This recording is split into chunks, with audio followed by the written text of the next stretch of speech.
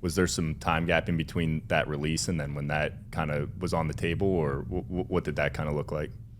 Yeah, well, it all goes back to the SEAL teams. And as I sat down to write, because I'm a child of the '80s, and we talked about popular culture earlier, it was very natural for me to immediately choose who's going to star in this book that I've now written one sentence of, in the movie adaptation or series adaptation, and who's going to direct. So I sat down, typing away, and I think Zero Dark 30 had come out, maybe, I forget what year it came out, a year, maybe 2 years, anyway, right around that time frame ish.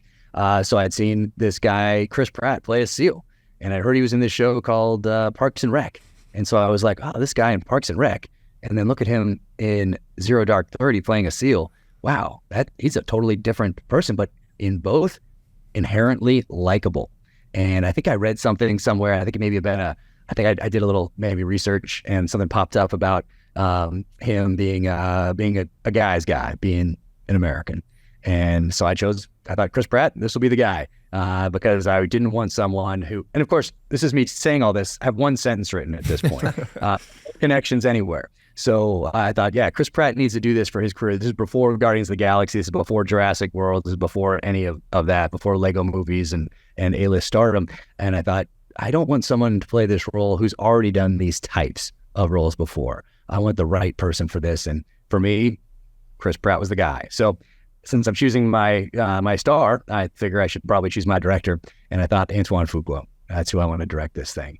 And so that's as much thought as I put into it as I'm typing away. And so in my head, I didn't have James Reese as Chris Pratt. I had Chris Pratt playing James Reese, which is a different thing. And then I've loved everything Antoine has done. And then November of 2017, so a few months before the book comes out, I get a call from a SEAL buddy that I hadn't talked to in about 5 years. And he calls and says, just texting with him this morning. And he calls and says, hey, man, do you remember me? And I said, yeah, Jared, of course I remember you. How are you doing? And he says, hey, man, I've been wanting to call you for years and thank you for what you did for me in the SEAL teams.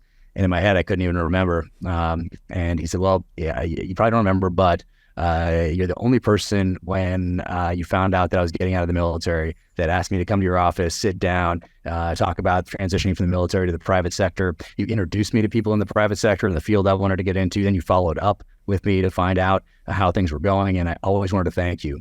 And I was like, dude, no problem. How's it going? And he said, it's going great, but I heard you have a book coming out. I said, yeah, it's coming out in a few months, called The Terminal List. I have a galley copy, which is like a rough draft that I can send to you. And he said, I'd like that, but I'd like to give it to a friend of mine. And I said, yeah, no problem. Who's that? And he said, Chris Pratt. I was like, oh, that's very convenient for me because that's what I imagined playing this role. So I sent it to Jared. Jared read it. He loved it. He gave it to Chris Pratt in December of 2017. And I have a picture of Chris Pratt reading it for the first time. And then Chris calls the first week in January 2018 wanting to option it. So, and at the same time, another SEAL buddy had given a copy to Antoine. And so Antoine wants it at the same time, like right on Chris's heels. And he found out Chris already had it. And so they're friends from doing Magnificent Seven together. So Antoine called Chris and said, hey, man, let's do this together. I know you want it. So let's do it. And so now we're all three executive producers on this thing. And as soon as the writer strike's over, we'll dive back into a spin-off origin story series with a Ben Edwards character, and then roll right into second novel, True Believer, starring Chris Pratt. Yeah, we talk about sometimes better to be lucky than good, but you know, you were both in that case. But it's cool that the theme I want to extract from that is, you know, the people that achieve success in whatever discipline or field it is. I think one common theme you see a lot is that there was a roadmap they had laid out on how they were going to get there, and they're almost, you know, being a visionary. So it's so crazy. Before you even had a book published, before you even had a book written, you were already thinking about like what the next you know, kind of tier of that was, and to the point of like you were identifying what actor you wanted to play James Reese, and that's just a super fascinating, you know. Cool to hear the story of how it came together, which was, you know, a little bit luck through a mutual friend, and maybe you would have got there regardless. But that's just really cool to hear, how it played out. And obviously then, the actual show was totally epic for anyone who hasn't watched it and needs to binge a series. Absolutely hit the terminal list on Amazon Prime. It's awesome. Yeah, and Jack, would you use the word luck? Because I would kind of use a different, like, it's almost, I mean, Bear said it there, like visionary. Then also it is strange at times how the universe works when you kind of lay out that vision, how you do become what I would call like a magnet for those things to eventually kind of come into your life. Would you which way do you lean? Do you lean towards, oh, it's just dumb luck, or have you seen, even in the writing process, then other things in your life, that when you have that clear vision, that there is a way that you can kind of draw those things close to you, even if it's in ways you never thought possible? Yeah, well, the product, no matter what it is, has to be the best that it can possibly be before any of those supporting efforts can even get off the ground. The product has to be there. In this case, that's a book. But for Jared, like, what if I was one of those guys in the SEAL teams that was like, oh, he's getting out, screw him, quitter. Like, that is very prevalent in the SEAL community, and for whatever reason. And I was always the other way, meaning if someone wanted to get out, if they were a good guy, whether they're staying in or getting out, I'm going to do everything in my power to help them. So it didn't matter if they're staying in and getting out. You're a good dude. I'm going to do everything I can to help you. But I also saw that a lot of others were not that way, and it was the exact opposite. And I never quite understood that. Even being in rooms, just hearing people talk about it at some of those senior levels. Oh, so and so, he's this chief just is getting out. He's quitting. Like, he just did 3 or 4 or 5 deployments, and he's done his 20 years, and he's decided to get out. And in my head, I'm thinking, wow, how are these guys talking about this amazing chief who just dropped his papers or whatever, and wants to just move on. It's time to move on. And I always thought that was so odd. Anyway, point being, I like to help people, and I wanted to help Jared because he was a solid guy.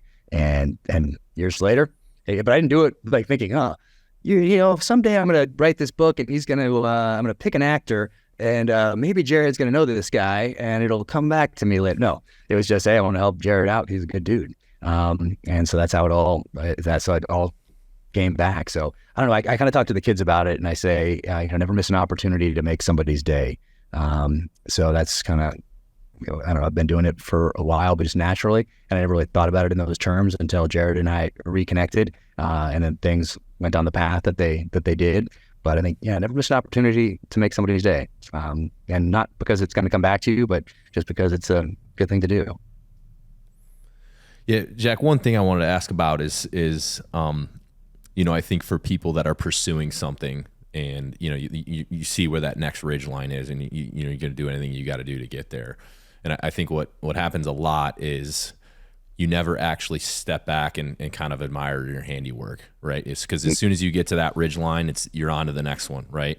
And I know that's been very true for me with Born Primitive. And I don't think, honestly, once I've stepped back consciously and been like, holy crap, like, look at what you guys have built. It's always, what's the next challenge? What's the next thing we're going to conquer? And while I think it's good to have that mentality, like, because it's, it drives you to keep pushing the pace and not settle and be just content. But in a way, I think it's a bit flawed too.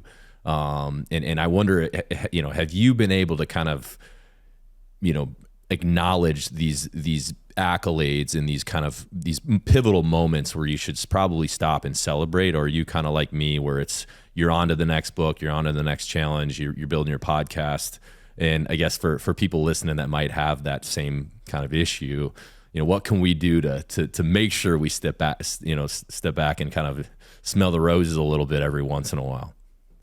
I don't know, because I haven't. Maybe for a second here or there, possibly, but not really. And same thing in the SEAL teams. Like, hey, you have a great workup, an incredible deployment. You bring everybody back. You have some lessons learned. You pass those on. You're on your post-deployment leave or whatever. I never sat back and was like, oh man, that was amazing. No, it was all just lessons learned. How am I going to apply them going forward? What's the enemy doing right now? How are they adapting to those things, those lessons that I just passed on? Because certainly the enemy is adapting. And then how am I going to do it better next time? How am I going to be a better operator tomorrow than I was today? How am I going to be a better leader tomorrow than I was today?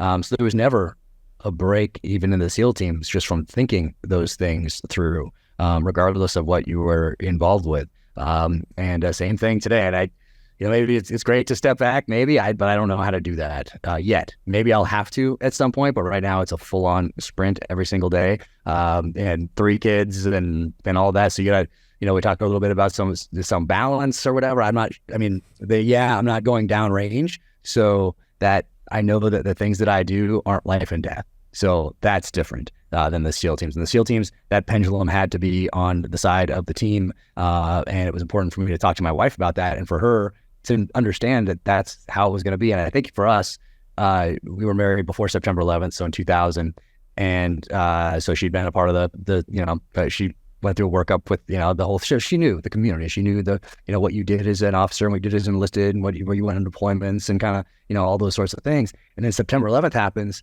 and the whole model of post-Vietnam up to September 11th changes.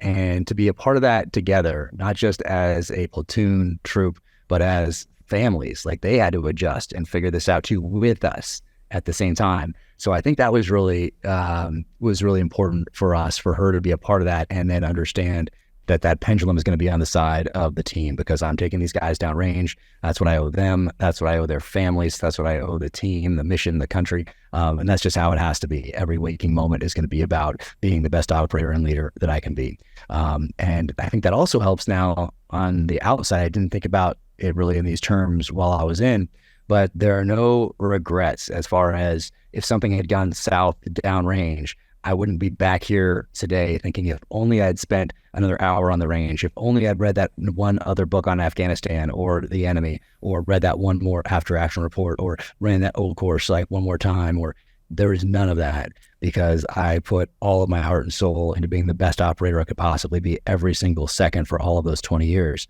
But when it came time to get out, that was different. I realized, for the first time, I'm not responsible for, and I'm at BUDS.